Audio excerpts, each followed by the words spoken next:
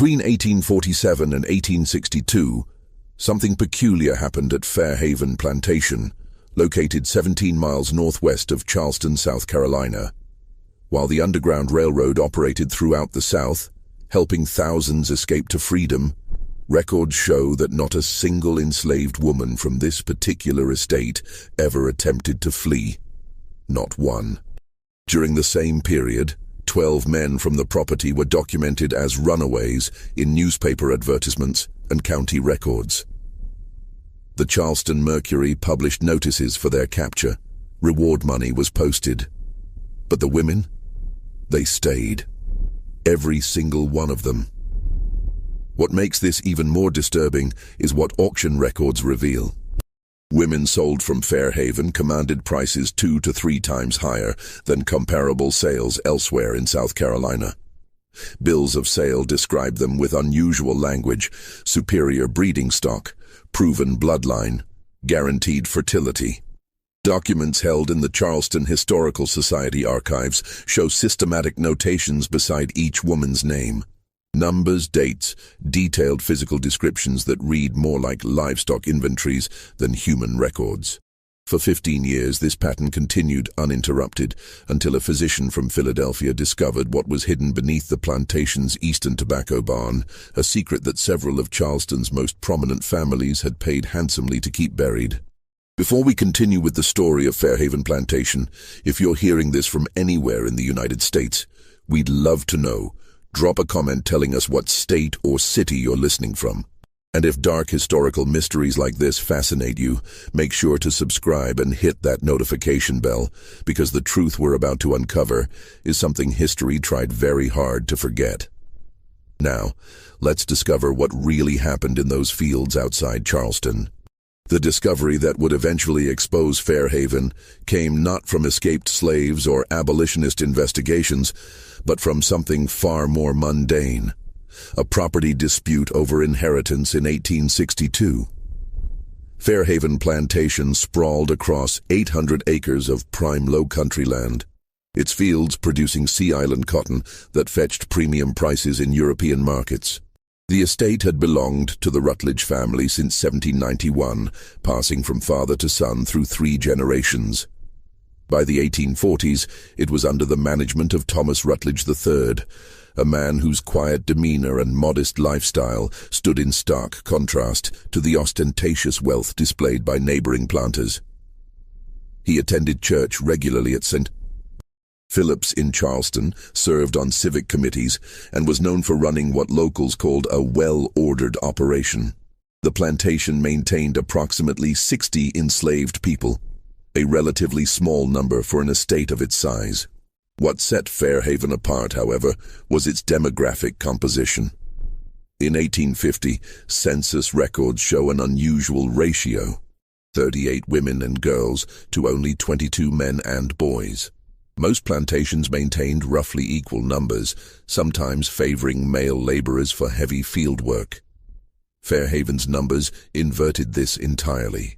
The property itself consisted of the main house, a modest 2-story structure lacking the grand columns and sweeping verandas of neighboring estates, along with 2 large tobacco barns, a cotton gin house, several storage buildings, and the quarters where enslaved people lived. The Eastern Tobacco Barn, built in 1843, was notably larger than necessary for an estate that primarily grew cotton. Neighbors occasionally remarked on this oddity, but Thomas Rutledge explained it as preparation for diversifying crops should cotton prices fall. The community of enslaved people at Fairhaven lived under conditions that appeared, from external observation, similar to other low-country plantations. They worked the fields during planting and harvest seasons, maintained the grounds, and performed domestic duties. But several details, barely noticeable unless one paid close attention, set Fairhaven apart. First, the women at Fairhaven appeared healthier than those on surrounding estates. Visitors occasionally commented on this. Second, certain women seemed to work lighter duties than expected, remaining closer to the quarters rather than laboring in distant fields. Third, and most peculiar, was the fact that Fairhaven regularly sold young children at auction, usually between ages 2 and 4, yet maintained its population of adult women. Most plantations kept families together when possible, if only to maintain stability and prevent unrest. Thomas Rutledge separated children from mothers with bureaucratic regularity.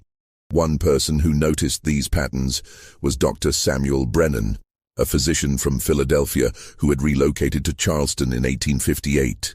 Brennan came from a prominent Quaker family with abolitionist sympathies, though he kept these views carefully hidden.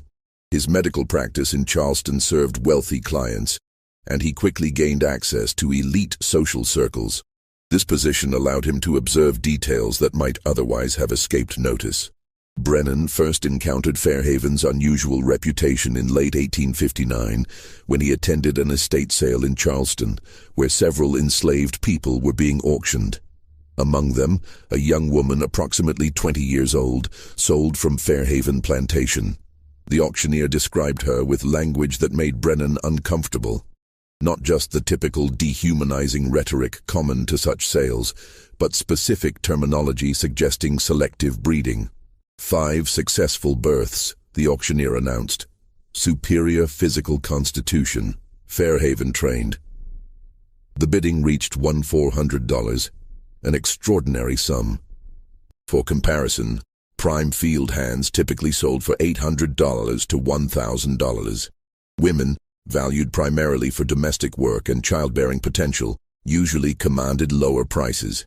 Yet this woman, sold specifically for her reproductive history, fetched nearly double the standard rate. Brennan watched as a buyer from a Savannah plantation secured the purchase. After the auction, he discreetly inquired about Fairhaven's reputation among other physicians who attended such sales. What he learned disturbed him deeply. Rutledge runs a specialized operation, one doctor explained over brandy. Improves the stock, if you understand my meaning. Keeps detailed records. His women are guaranteed fertile, strong constitution, minimal complications. He's been doing it for years. Another physician added, several prominent families invest in his operation. They place orders for specific characteristics.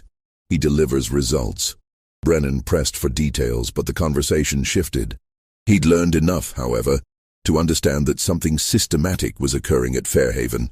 Something that operated with the knowledge and financial support of Charleston's elite. Over the following months, Brennan made careful inquiries. He reviewed auction records at the courthouse, noting patterns. Between 1847 and 1860, Fairhaven had sold 47 children at auction, all between ages 2 and 5.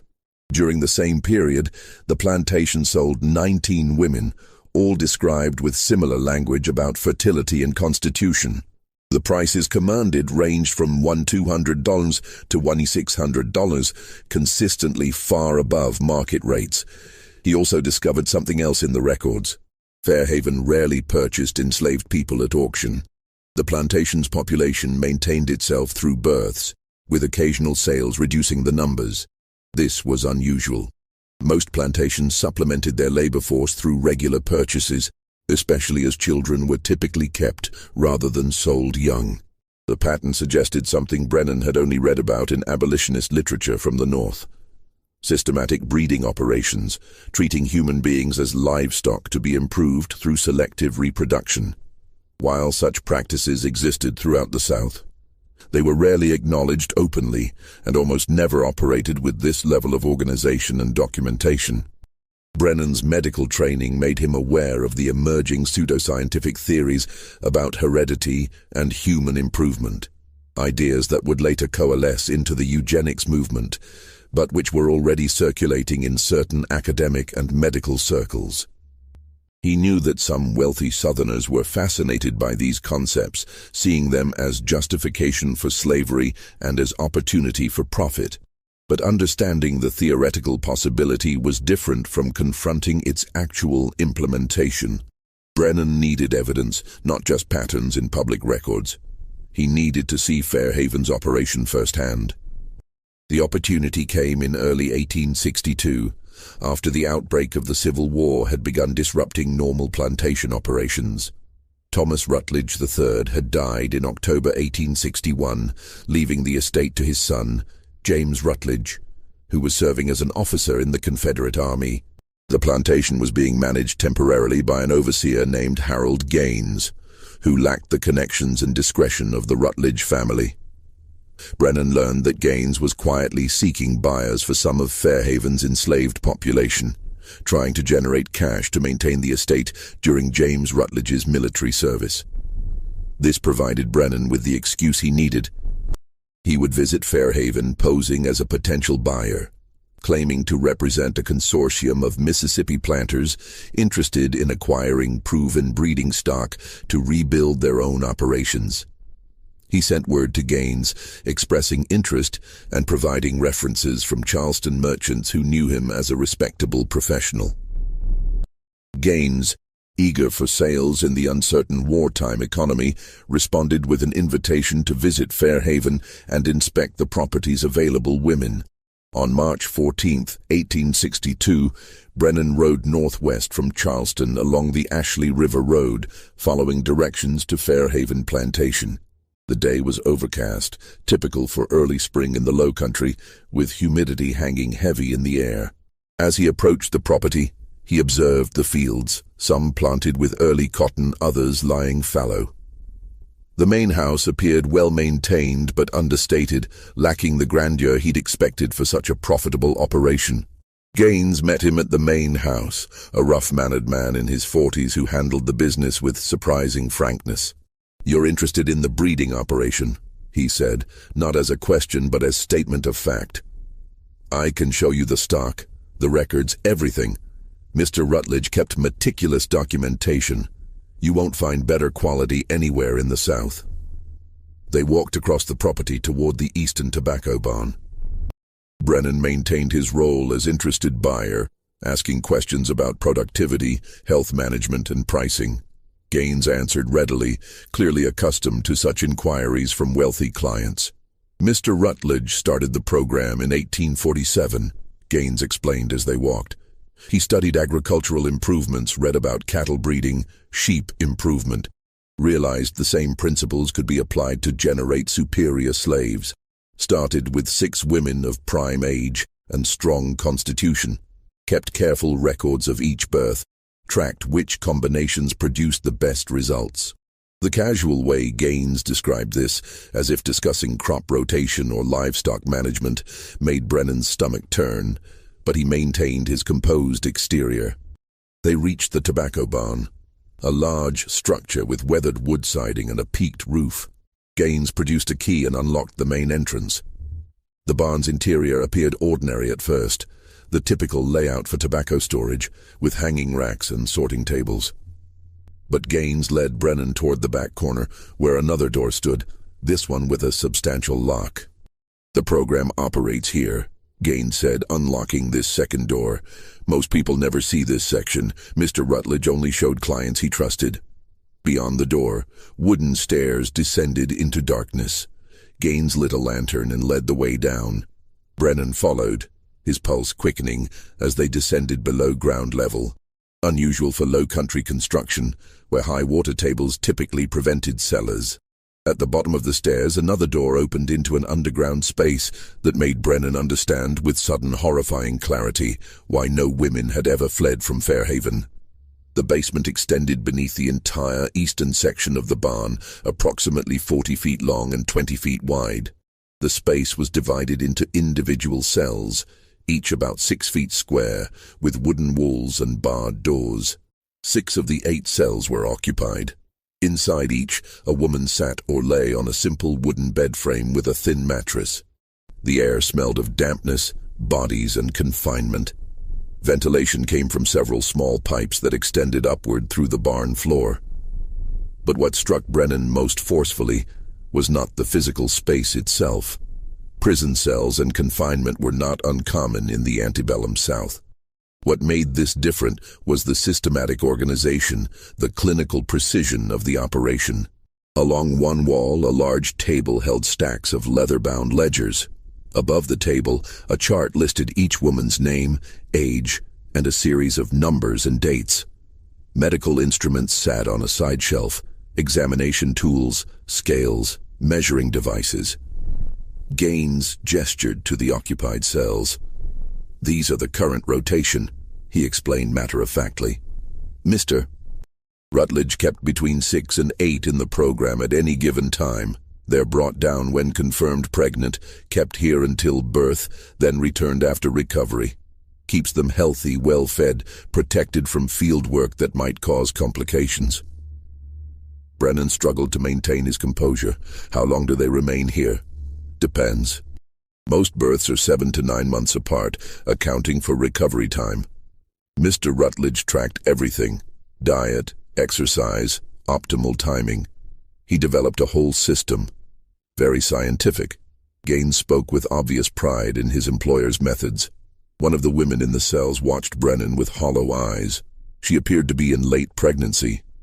Another, younger, sat on her bed with her knees drawn up, staring at the floor. None spoke. The silence was profound and terrible. Gaines moved to the table and opened one of the ledgers. "This is what buyers pay for. Documentation. See here?" He pointed to a page filled with neat handwriting. Complete record for each woman. Name, age, physical measurements, birth dates of children, fathers of record, any health issues, feeding schedules, everything. Mr. Rutledge believed documentation was the key to improvement. Track the results, identify successful patterns, replicate them. Brennan forced himself to look at the ledger. The page showed a woman named Sarah, age 26. Listed below her name were 8 children, each with a birth date, father's name, and notes about physical characteristics. Strong constitution. One entry read: minimal complications. Recommended for continued rotation. The children's names included parenthetical notes: sold to Hargrove Est, Savannah, 1857, or retained for future breeding stock. The clinical language, the systematic record-keeping, the casual categorization of human lives as inventory, it was worse than Brennan had imagined. This was not simply the cruelty common to slavery, but something more deliberate, more organized. Someone had applied rational thought, planning, and documentation to the systematic exploitation of human reproduction. Mr. Rutledge kept records going back to the beginning. Gaines continued, pulling out an earlier ledger. Started with 6 women in 1847. Some worked better than others. He refined the selection process, learned what characteristics produced the most valuable offspring. By the mid-1850s, he had the system perfected. Brennan cleared his throat, trying to keep his voice steady. "And the fathers?" Gaines nodded. "Also carefully selected." Mr. Rutledge kept detailed records on the men, too, though they weren't confined like this. He tracked which pairings produced the best results: healthy children, strong constitution, desirable physical characteristics. Sometimes he purchased specific men from other plantations if he identified traits he wanted to introduce. The men knew about this program. Some did, some didn't. Mr. Rutledge managed that carefully. Sometimes he'd arrange things naturally. Other times he'd be more direct. Whatever produced results. Gaines spoke as if discussing stud service for horses. Brennan walked slowly along the cells, his medical training automatically noting details. Inadequate ventilation, minimal exercise space, the psychological impact of prolonged confinement. Several women appeared to be in advanced stages of pregnancy. One seemed younger than the others, possibly 16 or 17. What happens after they give birth? They stay here for 2 weeks recovery, nursing the infant. Then the child goes to the nursery in the quarters, and the mother returns to light field work until the next pregnancy is confirmed. Usually takes 3 to 4 months. Then back here for the duration. And the children? Sold at age 2 to 4, when they're old enough to be weaned, but young enough to be moldable for new owners. Mr. Rutledge found this was optimal. Gets the best prices, maintains the program's reputation. Some buyers place orders years in advance for children from specific bloodlines. The word bloodlines made Brennan's jaw tighten. How many children has this program produced? Gaines consulted one of the ledgers. Let's see, from 1847 to now, that's 15 years, total of 63 live births sold at auction. Current inventory includes 4 infants in the nursery awaiting sale, and these 6 currently in the program. He gestured to the pregnant women in the cells. All healthy, documented lineage, guaranteed breeding stock. Brennan forced himself to ask more questions to maintain his role as interested buyer. What prices do these women command when sold? The highest we've recorded was $1,600, sold to a Georgia plantation in 1859. That was Ruth. She's still here, actually. Gaines pointed to one of the cells. 8 successful births, never a complication. But Mr. Rutledge preferred to keep the most productive ones here rather than sell them. Better return on investment to keep producing than to sell once. And this operation is unique to Fairhaven. Gaines shrugged. Mr. Rutledge developed it independently, but he wasn't the only one with similar ideas. I know of at least 3 other estates in South Carolina running comparable programs, and more in Georgia and Mississippi. There's a whole network of buyers who seek out scientifically bred stock. Mr. Rutledge was just the most systematic about it. The revelation that this wasn't an isolated operation, but part of a broader network, struck Brennan forcefully. This wasn't one man's aberration. This was an organized system with multiple participants, buyers, investors. Who were his primary investors? Gaines hesitated for the first time. That's confidential. Mr. Rutledge dealt with several prominent families who preferred discretion. They provided capital, he provided returns. Standard business arrangement. Brennan didn't press further, not wanting to raise suspicion. He'd seen enough. More than enough. The question now was what he could do with this knowledge. They spent another 30 minutes in the underground cell, with Gaines showing Brennan the feeding schedules, exercise routines, and medical protocols Thomas Rutledge had developed. Everything was documented, systematized, refined through years of practice. Rutledge had even corresponded with agricultural scientists at South Carolina College, seeking advice on breeding theory without revealing the specific application. When they finally climbed back up the stairs into the tobacco barn, the afternoon light seemed impossibly bright. Brennan's eyes needed a moment to adjust. Gaines locked both doors behind them, carefully securing the evidence of what lay beneath. As they walked back toward the main house, Brennan asked about specific women available for purchase, maintaining his cover while his mind raced with questions about how to expose what he'd discovered. Gaines named prices, offered to arrange detailed inspections, and promised documentation for any purchases. "I'll need to consult with my associates," Brennan said. "This is a significant investment. I'll send word within the month." Gaines seemed satisfied with this response. They shook hands at the main house, and Brennan mounted his horse for the ride back to Charleston. As Fairhaven disappeared behind him, he tried to process what he'd witnessed. The clinical precision of it was what disturbed him most. This wasn't crude exploitation driven by immediate impulse. This was rational, calculated, sustained over 15 years with careful documentation and continuous refinement. Thomas Rutledge had approached human breeding the way others approached agricultural improvement, applying scientific principles to maximize returns. And he'd succeeded. The financial records would show substantial profits. The reputation that commanded premium prices. The network of wealthy investors and eager buyers. By the metrics of business success, Rutledge's program worked exactly as intended.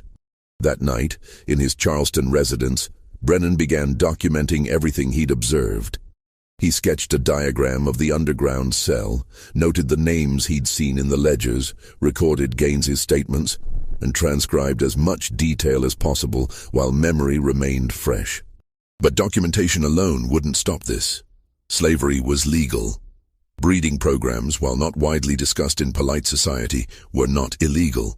Several agricultural journals had even published articles on systematic approaches to slave breeding, framing it as a state management innovation. What Brennan had witnessed was horrifying, inhumane, morally indefensible, but it violated no Southern laws. He could share this information with abolitionist contacts in the North, But in March 1862, with the Civil War intensifying, such exposés had limited impact. The Union Army was focused on military objectives, not individual plantation operations. Northern newspapers regularly published accounts of slavery's horrors, and this would be one more story in an endless litany. Brennan realized that the only way to truly end Fairhaven's operation was to document it so thoroughly that even after the war, even after slavery ended, this specific horror would be undeniable. Future generations needed to know that such things had existed, had operated with community knowledge, had involved prominent families, had been defended as legitimate business practice. Over the following weeks, Brennan made several more visits to Fairhaven, using his established cover as potential buyer to gain continued access. Gaines, eager for sales in the unstable wartime economy, welcomed these visits. Each time, Brennan gathered more information. Names from the ledgers, details about the network of buyers, specifics about the investors who'd funded the program's expansion. He learned that the system Thomas Rutledge had developed included detailed medical examinations, carefully calculated nutrition plans, scheduled exercise regimens, and systematic record-keeping that tracked every aspect of each woman's reproductive history. Rutledge had corresponded with physicians in Charleston and Columbia, seeking medical advice on optimizing fertility and preventing complications. Some of these physicians had visited Fairhaven, examined the women, and provided recommendations. The network extended further than Brennan initially realized. Several wealthy Charleston families had invested in Fairhaven's program, providing capital in exchange for access to the children produced. A shipping merchant named Crawford had funded the underground cell's construction in 1852. A banker named Hayward had financed the purchase of several specific men whose physical characteristics Rutledge wanted to incorporate. A rice planter named Sinclair had provided medical equipment and supplies. These weren't anonymous, distant financiers. These were men Brennan had met at social gatherings, whose wives attended the same church, whose children played in the same parks. They'd invested in human breeding as casually as they invested in cotton futures or railroad bonds. During one visit in April 1862, Brennan managed to briefly speak with one of the women when Gaines was momentarily distracted.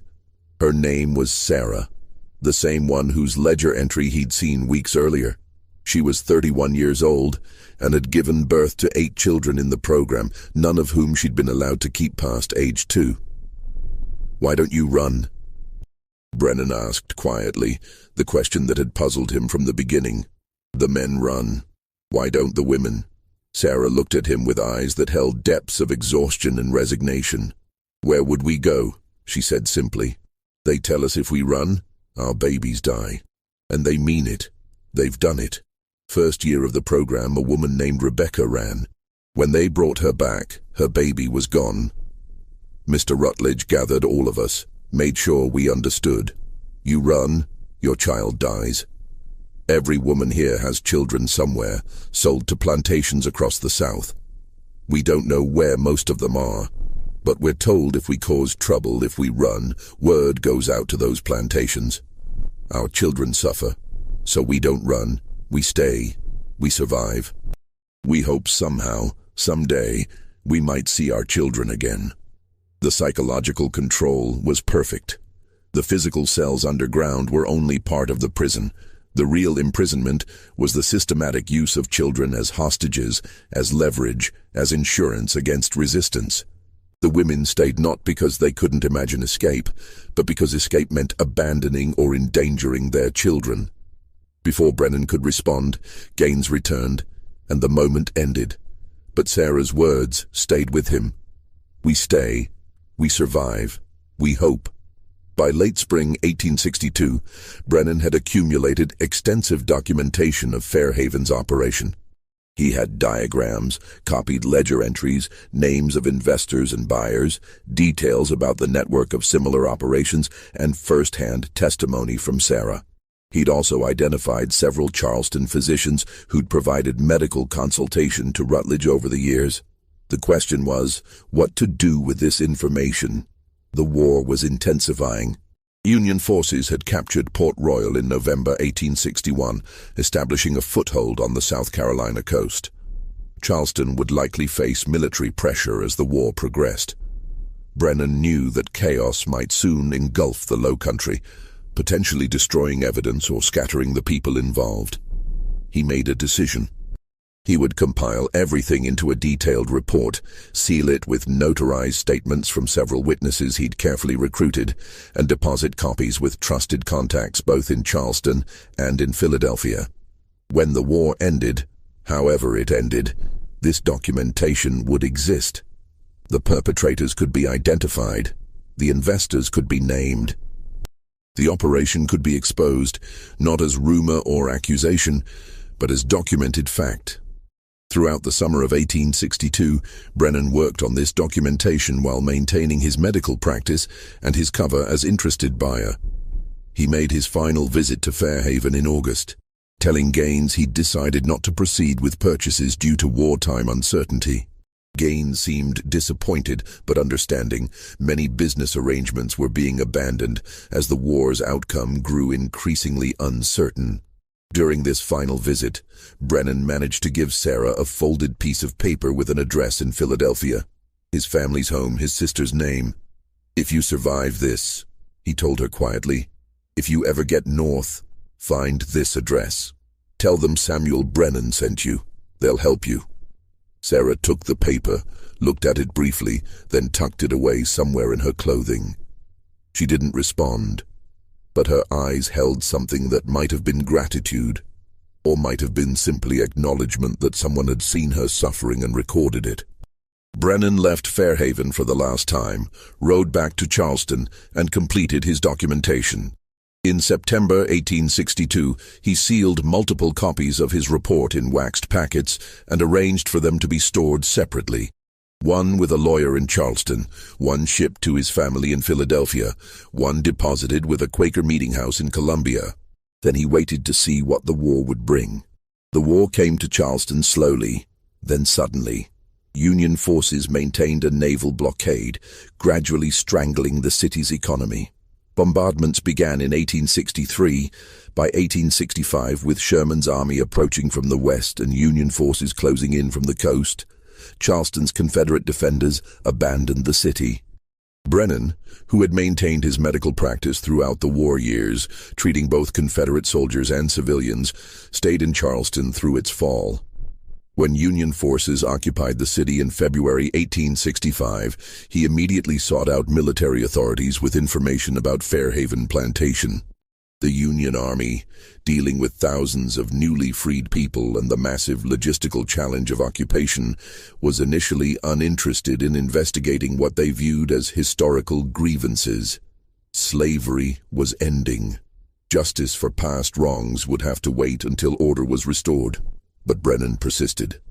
He contacted military physicians, showed them his documentation, explained the medical aspects of Rutledge's program.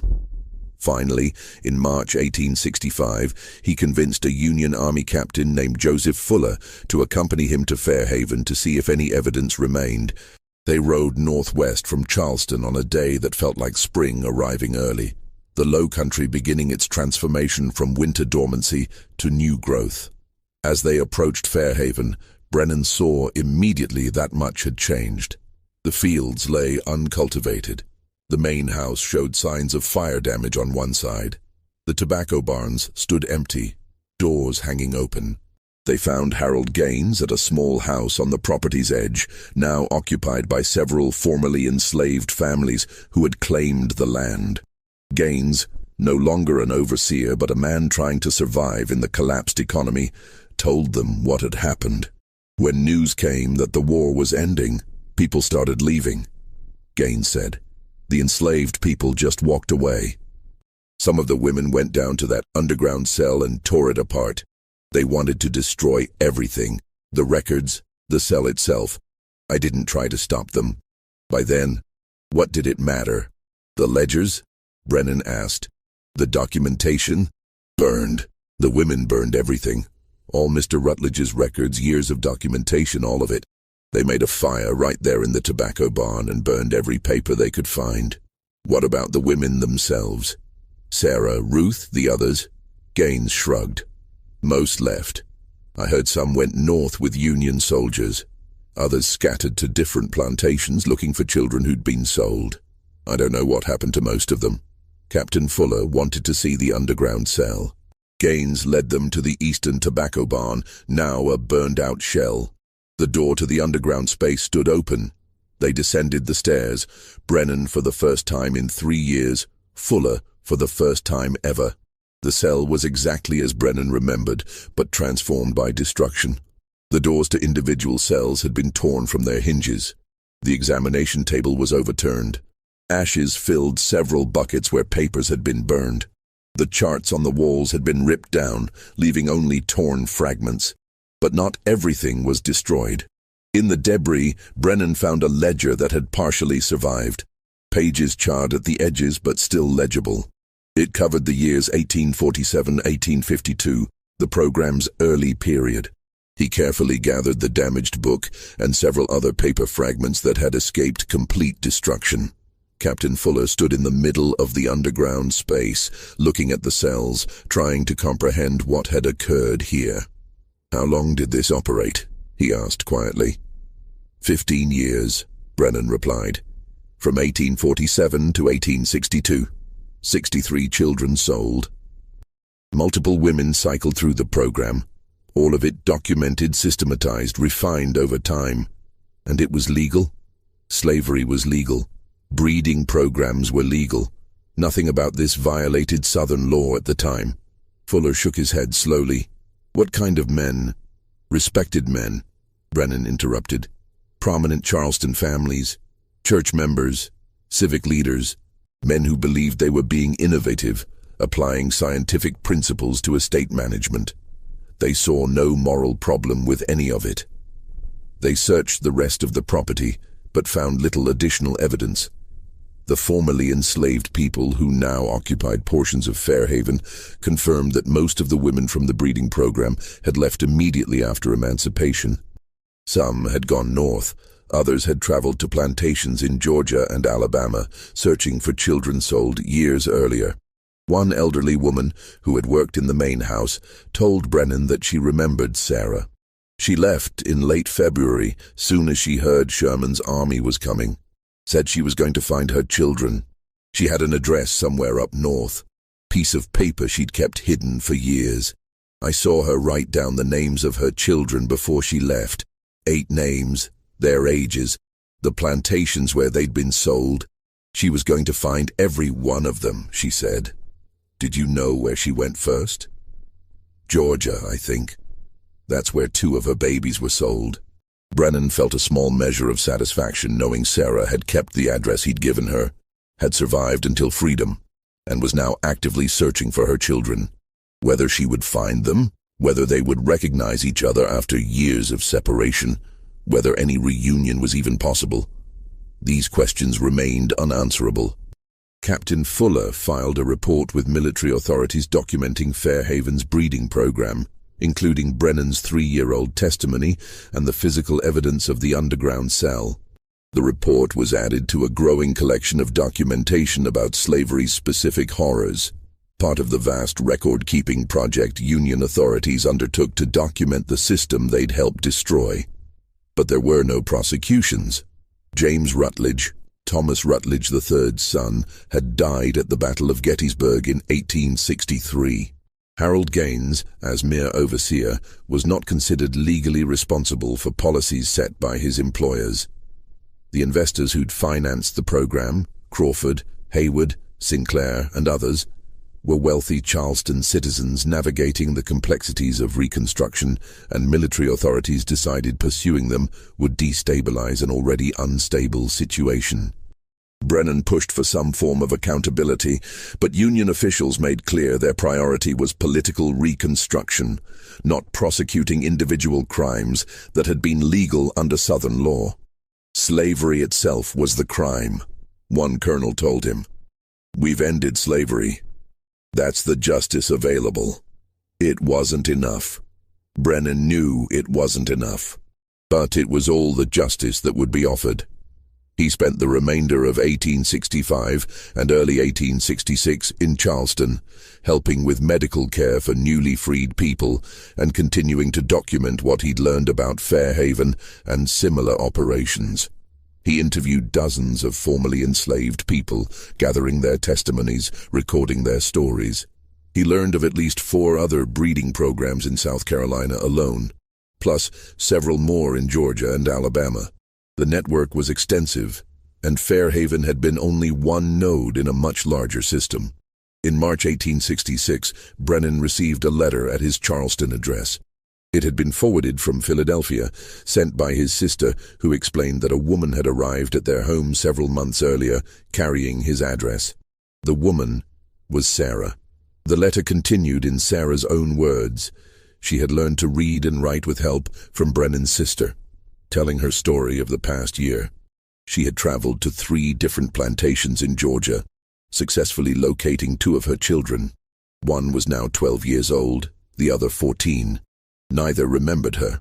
The younger one had been told his mother had died. The older one barely recalled anything before being sold. Sarah had spent weeks with them, trying to rebuild some connection, but ultimately decided not to disrupt the lives they'd built.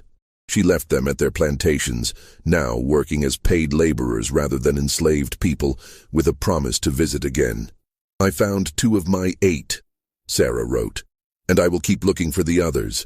But I wanted you to know I survived. I wanted you to know that what you documented matters. Someone recorded what happened to us. Someone will remember. That matters more than I can say." The letter concluded with Sarah's plan to continue searching, traveling from plantation to plantation, following any lead about children sold from Fairhaven between 1847 and 1862. Brennan never heard from Sarah again. He didn't know if she found the rest of her children or what became of her. But her letter confirmed something important. Documentation mattered. Recording the truth mattered. Even when justice was impossible, witness remained valuable. In late 1866, Brennan compiled his final report on Fairhaven Plantation, incorporating the additional testimony he'd gathered and the physical evidence that had survived. He prepared multiple copies and arranged for them to be placed in archives in Philadelphia, Boston, and Charleston, where they would remain as historical record of what had occurred. The report included everything: names of investors, descriptions of the breeding program, diagrams of the underground cell, testimonies from Sarah and other women, financial records showing profits, correspondence between Thomas Rutledge and various physicians, and detailed documentation of how the system operated for 15 years with full knowledge of Charleston's elite. He titled the report simply, "Documentation of Systematic Human Breeding Operations at Fairhaven Plantation, Charleston District, South Carolina, 1847-1862. In his conclusion, Brennan wrote, "What occurred at Fairhaven was not the aberration of one disturbed individual, but the logical extension of a system that treated human beings as property." Thomas Rutledge did not invent human breeding. He simply systematized it, documented it, and refined it according to principles he believed were scientifically sound. His operation succeeded because slavery made it legal, because wealthy investors made it profitable, and because social structures made it invisible to those who preferred not to see. The women imprisoned in Fairhaven's underground cell were not victims of one man's cruelty, but of an entire society's moral failure. Their suffering was not exceptional within slavery's framework. It was exemplary of the logical conclusions that framework permitted. We must remember not because this was uniquely terrible, but because it was terribly common. Fairhaven was one documented example of a practice that occurred at countless plantations across the South. We cannot prosecute the dead or change the past, but we can ensure that what happened is recorded, remembered, and understood. We can insist that the comfortable fiction of benevolent slavery be confronted with the documented reality of places like Fairhaven. And we can honor the women who survived by refusing to let their suffering be forgotten or minimized. They stayed when they wanted to run. They endured because they had no choice. And now, in freedom, They search for children they were never allowed to keep. That is the legacy of places like Fairhaven, not just the suffering inflicted, but the lives still being lived in its shadow. Brennan deposited his final report in January 1867, then returned to Philadelphia to resume medical practice. He continued to correspond with formerly enslaved people from Fairhaven, helping several locate family members and providing medical care when needed. But he never returned to Charleston or to the plantation itself. Fairhaven remained abandoned through the late 1860s. Various families attempted to farm portions of the land during Reconstruction, but none stayed long. By the 1870s, the property had been divided and sold to multiple owners. The main house was demolished in 1874. The tobacco barns collapsed gradually over the following decades. The underground cell beneath the eastern tobacco barn was filled in during the 1880s when a new owner attempted to build on the site. Workers who excavated the area reported finding remnants of the cells, but most of the structure was destroyed or buried. By 1890, no surface evidence remained of what had been hidden there. The families who had invested in Fairhaven's breeding program, Crawford, Hayward, Sinclair, and others, remained prominent in Charleston society through the Reconstruction era and beyond. None ever acknowledged their involvement. When Brennan's report was occasionally referenced in abolitionist literature or historical accounts, these families dismissed it as Northern propaganda, exaggerated or fabricated to justify the war and Reconstruction policies. In 1873, a Charleston newspaper published a letter from James Crawford's son, defending his father's reputation and denying any involvement in the activities Brennan had documented. These accusations, the letter stated, are the bitter fabrications of those who seek to justify their invasion of our homeland. No such program existed. My father was a respectable merchant who conducted himself with honor throughout his life. Similar denials came from other families. Without the original ledgers, destroyed by the women who had suffered under the program, and with Thomas Rutledge dead, definitive proof remained elusive. Brennan's documentation was detailed, but skeptics could always dismiss it as the biased account of an abolitionist physician with political motivations. The formerly enslaved people from Fairhaven scattered across the country after emancipation. Most disappeared into the vast population of freed people rebuilding lives after the war. A few, like Sarah, maintained contact with Northern allies, but most simply moved on, trying to construct futures rather than document the past. What Brennan didn't know, what he couldn't have known in those years immediately following the war, was that several of the children sold from Fairhaven carried with them fragments of memory that would resurface decades later. In 1889, a woman named Clara Hayward, living in Atlanta and working as a seamstress, wrote to the Freedmen's Bureau with a peculiar inquiry. She was trying to locate information about her birth, which she believed had occurred at a plantation near Charleston. Her earliest memory, she wrote, was of being separated from her mother at approximately age 3, and of a man examining her teeth and measuring her height before she was placed in a wagon. The Freedmen's Bureau forwarded her letter to several contacts in Charleston, and eventually it reached a church group that had been collecting testimonies from formerly enslaved people. Someone in that group knew of Brennan's documentation. They sent Clara a copy of portions of his report, along with what remained of the fragmentary ledgers he had saved. Clara's response, preserved in church archives, revealed something Brennan had not fully considered. The children from Fairhaven, now adults, were beginning to search for their origins. I always knew something was different about how I was sold, Clara wrote. The plantation where I grew up, the owners would sometimes mention that I came from quality stock, that I'd been purchased specifically for breeding. I never understood what that meant until I read Dr. Brennan's report. Now I understand. I was one of the products of that program. My mother's name was Ruth, according to the records you sent. She gave birth to me in 1856. I have spent my entire life not knowing her, and now I learn she was imprisoned underground, that I was taken from her deliberately as part of a business operation. Clara's letter continued with a request that would occupy the final years of Brennan's life. She wanted to know if anyone had information about what happened to Ruth, whether she had survived the war, whether there was any possibility of finding her. Brennan, now in his 60s and semi-retired, took up Clara's case with the determination of someone who understood this might be his last opportunity to provide some measure of resolution. He wrote to every Freedmen's Bureau office in South Carolina, Georgia, and Alabama, asking if anyone had records of a woman named Ruth, approximately 50 years old, who had been enslaved at Fairhaven Plantation. He contacted church groups, charitable organizations, and black community leaders who were helping formerly enslaved people locate scattered family members. The search took nearly 2 years. During that time, Brennan received responses from dozens of people, some with information about women named Ruth, none of whom matched the specific details from Fairhaven's fragmentary records. He learned that Ruth was a common name, that thousands of women had been separated from their children, that the chances of finding one specific person in the chaos of post-war migration were vanishingly small.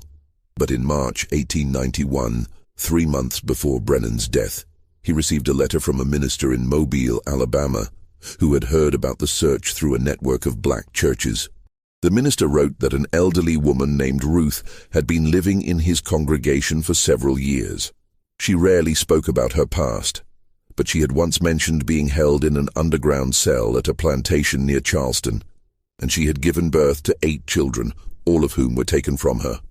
Brennan immediately sent Clara the minister's contact information. He never learned whether Clara and Ruth were reunited. He died in June 1891 before any further correspondence reached him. But church records in Mobile show that in April 1891, a woman named Clara Hayward visited the city and spent 2 weeks there. The minister's diary entry from that period notes, "Clara has found her mother.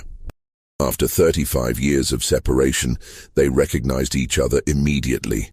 Ruth wept for 3 days without stopping. Clara told me her mother kept saying the same thing. They told me if I ran, my babies would die. So I stayed. I stayed for you." This reunion, one of the few documented successes among Fairhaven's separated families, revealed something about the program's long-term impact. Ruth had not been able to read the underground railroad signals or respond to opportunities for escape, not because she was physically prevented, but because the psychological control was absolute. She had believed for 15 years that any act of resistance would result in her children's deaths. Even after emancipation, even after learning that slavery had ended, that belief remained embedded in her understanding of the world. Clara's correspondence with the minister, preserved in the church's archives, provides one of the few first-hand accounts of what it meant to be a product of Fairhaven's breeding program. "My mother told me that after I was born, she was allowed to nurse me for 2 weeks. Then I was taken to what they called the nursery, and she saw me only occasionally until I was sold at age 3. She said she tried to memorize everything about me, the shape of my face, a birthmark on my shoulder, the sound of my voice. She was terrified she would forget me. When we met again in Mobile, she looked at my shoulder first thing. The birthmark is still there. She touched it and said, 'I remembered right. I remembered you right.'" The reunion between Clara and Ruth sparked other searches. Word spread through black church networks and community organizations that Fairhaven's children were trying to locate their mothers, and that fragmentary records existed that might help. Between 1891 and 1895, at least 6 more people contacted various organizations claiming to be products of Fairhaven's breeding program, all searching for family members. Some of these searches succeeded. Others ended in disappointment or with the discovery that the person sought had died years earlier. But the searches themselves revealed the program's full scope in ways that Brennan's original documentation could not. The children sold from Fairhaven had been scattered across 7 states. They'd been purchased by plantations from Virginia to Texas. Some had been sold multiple times, moving from owner to owner as property changed hands. Tracking their movements required piecing together fragmentary records from multiple sources: auction houses, plantation ledgers, Freedmen's Bureau documents, church registries. A historian named Margaret Thornton, affiliated with Atlanta University, became interested in documenting these searches in the mid-1890s. She had read Brennan's report and understood that Fairhaven represented something significant, a documented case study of systematic breeding that could illuminate broader patterns. Between 1895 and 1900, Thornton interviewed 12 people who identified as Fairhaven products, along with 3 women who had been imprisoned in the breeding program and survived. Her research, published in 1901 as a modest academic paper titled Systematic Reproduction and Family Separation, a case study of Fairhaven Plantation, provided the first comprehensive analysis of the program's long-term effects. Thornton documented psychological patterns among the survivors: persistent anxiety, difficulty forming attachments, recurring nightmares about separation and confinement. She noted that several of the women who had been in the breeding program never had children after emancipation, despite being of childbearing age when freed.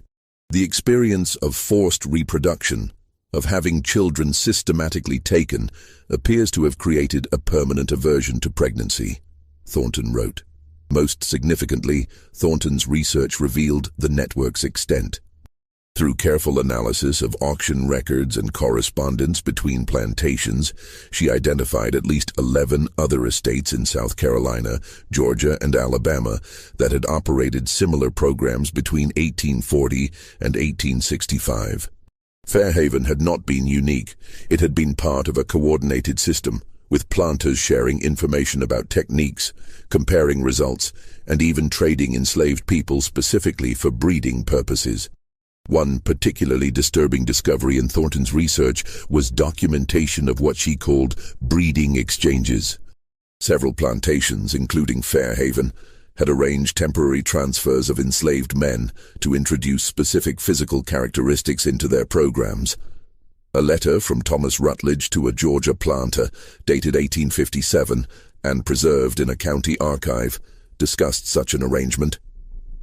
"I am pleased to accept your offer of Jacob for a period of 6 months. His height and build match the specifications we discussed. I anticipate several promising additions to our program from this arrangement. Payment as agreed, $200 for the term, with an additional $50 bonus if results prove satisfactory." The clinical language, the explicit commodification of human reproduction, the casual coordination between planters, all of this confirmed that Fairhaven represented not an aberration, but a business model that multiple operations had adopted. Thornton's paper received little attention when published. Academic interest in the specific mechanisms of slavery was limited in 1901, when national attention was focused on other matters, and when many Southern historians were actively promoting narratives that minimized slavery's brutality. The few reviews her work received dismissed it as exaggerated or as dredging up painful history that was better left buried. But within black communities, particularly in the South, Thornton's research circulated widely. It provided validation for stories that had been passed down, but rarely believed by outside audiences. Families that had known about breeding programs, but had been told such things were myths or exaggerations, now had documented proof that such operations existed and functioned exactly as they remembered. The paper also provided something else: names. Thornton had documented the investors who financed Fairhaven and similar programs: Crawford, Hayward, Sinclair, and several others.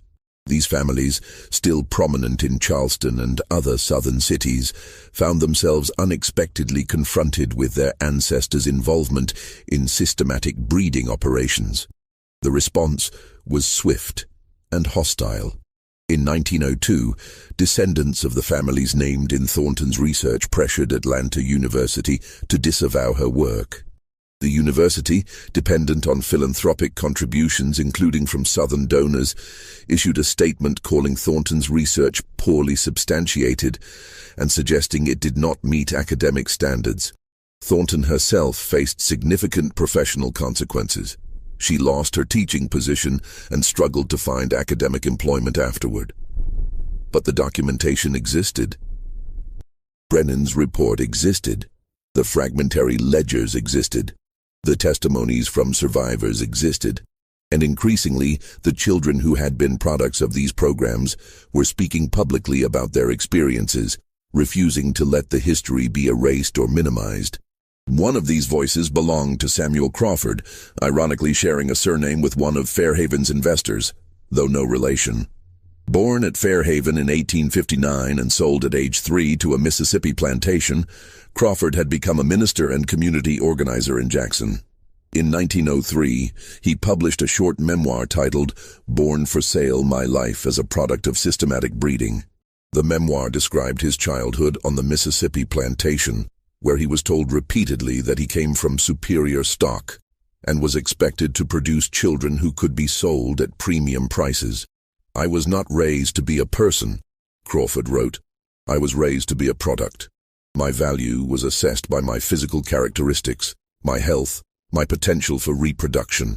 When I was old enough to understand what had been done to my mother, imprisoned underground, forced to bear children for profit, I felt rage that took years to transform into anything productive.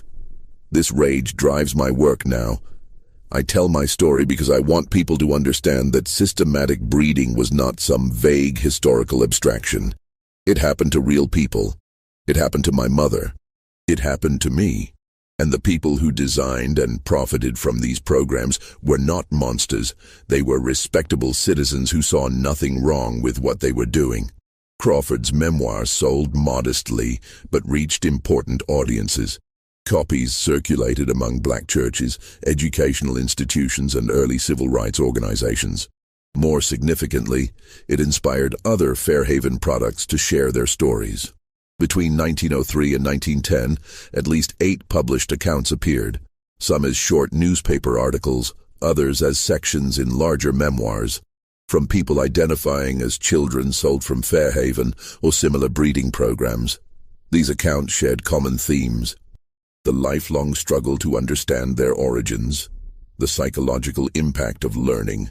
They were products of systematic breeding, the difficulty of locating family members, and the anger at seeing the perpetrators and their descendants suffer no consequences.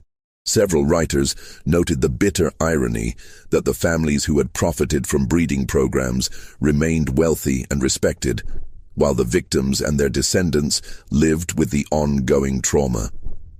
By 1910, enough documentation existed that Fairhaven's breeding program could no longer be dismissed as abolitionist propaganda or historical exaggeration. Multiple independent sources confirmed the same basic facts: an underground cell, systematic breeding over 15 years, detailed record-keeping, involvement of prominent Charleston families, sale of 63 children, and a network of similar operations throughout the South. Yet this documentation prompted no legal action, no official acknowledgement, no institutional response. The families named as investors denied everything or claimed their ancestors had been misled about the program's nature. Southern historical societies ignored the evidence or actively worked to suppress it.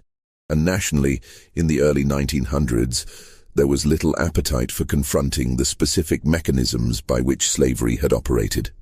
What did exist by 1910 was a growing archive of testimony from survivors like Ruth and Sarah, from products of the program like Clara and Samuel Crawford, from investigators like Brennan and Thornton. This archive documented not just what happened at Fairhaven, but why it happened, how it functioned, who profited from it, and what its long-term effects were on the people who endured it. The archive also documented something else: resistance. The women who destroyed Fairhaven's records in 1865 had not simply wanted to erase evidence, they had wanted to reclaim power over their own stories. By destroying the ledgers that had tracked their bodies, their pregnancies, their children-like inventory, they were asserting that their lives were not data points in someone else's system. And yet, paradoxically, the survival of fragmentary records made possible the later reunions, the searches that brought some families back together. the documentation that validated experiences and made them undeniable. The tension between wanting to destroy all evidence and needing to preserve some evidence for accountability remained unresolved. This tension appears in Ruth's final letter to Clara, written in 1897, 6 years after their reunion. Ruth was living in Mobile, increasingly frail, knowing she would not live much longer. "I am glad Dr. Brennan documented what happened," she wrote. "I am glad those fragments of record survived. Without them, you could not have found me. But I also understand why we burned everything we could reach. We wanted those men to lose their precious data, to have their systematic plans destroyed. We wanted to take something from them, the way they took everything from us. I still feel both things. Grateful the evidence exists, grateful we destroyed what we could. Both can be true." Ruth died in 1899 at approximately 70 years old. She had spent 15 years imprisoned in Fairhaven's breeding program, 22 years searching for her children, and 8 years reunited with Clara before her death. Clara arranged for her burial in Mobile, with a headstone that read simply, "Ruth, mother of 8. She stayed because she had no choice." The women who endured Fairhaven's breeding program left no written records of their own. We know their names only from documents created by their oppressors, ledgers, sales records, Brennan's report. Their own voices, their own perspectives, their own understanding of what was done to them, these were never recorded and can never be recovered. What we can know from the documents that survived is that Fairhaven Plantation operated a systematic human breeding program from 1847 to 1862, that this program was financed by prominent Charleston families, that it produced at least 63 children who were sold at auction, and that the women in the program did not run because they were told their children would be killed if they did. We can know that when Union forces occupied Charleston, the women who had been imprisoned in that underground cell destroyed every record they could find. We can know that at least one woman, Sarah, survived to freedom and spent years searching for the 8 children who had been taken from her.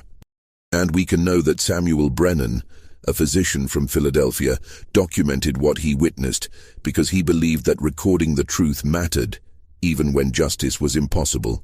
The underground cell beneath Fairhaven's tobacco barn no longer exists. The plantation itself is gone, its land divided and built over. No marker identifies where the breeding program operated. No memorial honors the women who were imprisoned there. The only evidence that remains is in archives, in Brennan's report, and the fragmentary ledgers he saved from destruction. This is what happened at Fairhaven Plantation between 1847 and 1862. Not rumor, not legend, but documented fact. A systematic operation that treated human reproduction as agricultural production, that separated mothers from children with bureaucratic efficiency, and that operated openly with the financial support of Charleston's elite. The women who survived left no final testaments. They didn't write memoirs or give interviews for posterity. They simply walked away when freedom came and tried to reconstruct the lives that had been systematically destroyed. Some found their children. Many didn't. All carried the burden of what had been done to them, what had been taken from them, what could never be restored. That burden didn't end with emancipation. It extended through generations, through the children who grew up not knowing their mothers, through the mothers who spent decades searching, through families that were never reunited, through all the invisible scars that systematic breeding programs left on individuals, families, and communities. This is what systematic human breeding looked like in practice. This is what it meant when planters discussed improving stock and scientific management. This is the reality behind the euphemisms and abstractions.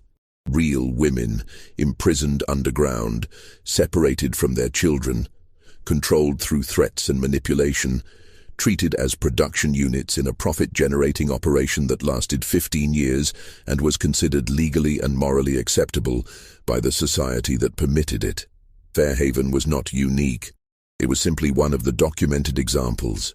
How many other plantations operated similar programs? How many women endured similar imprisonment?